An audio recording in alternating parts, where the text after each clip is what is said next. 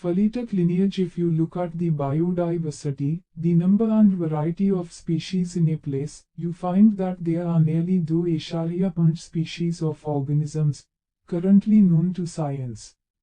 More than half of these are insects, 53.1%, and another 17.6% are vascular plants.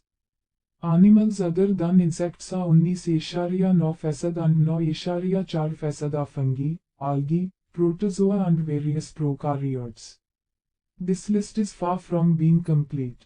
Various careful estimates put the total number of species varies from 5 to 30. Out of these, only 2.5 species have been identified so far. The present-day life has come into existence through phyletic lineages or evolving populations of the organisms living in the remote past. Evolutionary change often produces new species and then increases biodiversity.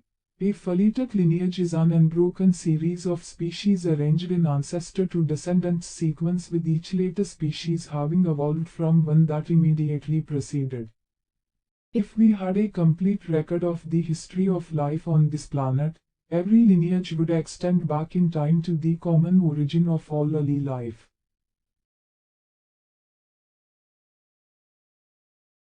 Observations. There are two types of observations, qualitative and quantitative. Scientists gather information by making both qualitative and quantitative observations. Qualitative observations yield descriptive, non-numerical results.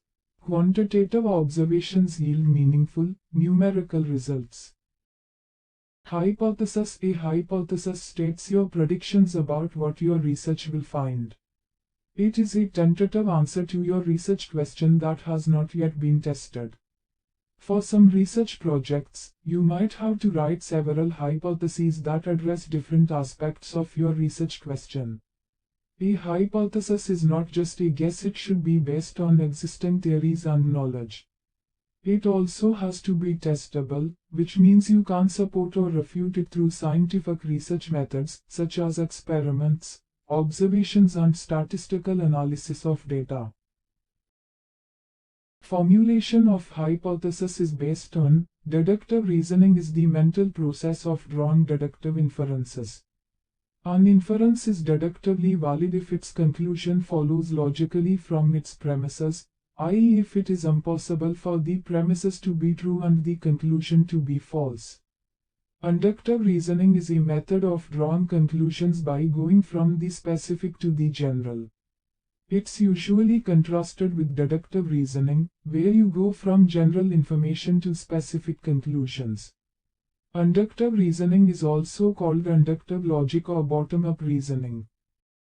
Experiment. An experiment is a procedure carried out to support or refute a hypothesis, or determine the efficacy or likelihood of something previously untried.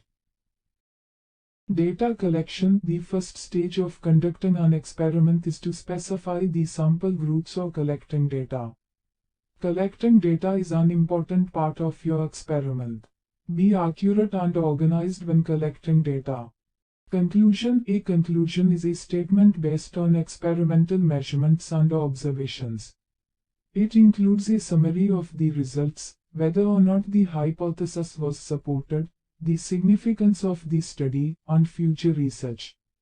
What is an experiment? It is a detailed procedure designed to test a hypothesis. Theory. A theory is a set of accepted beliefs or organized principles that explain and guide analysis, and one of the ways that theory is defined is that it is different from practice when certain principles are tested. For example, you could be a musician who plays well but who doesn't have a lot of experience with the theory of music. Scientific law. Scientific laws or laws of science are statements based on repeated experiments or observations that describe or predict a range of natural phenomena.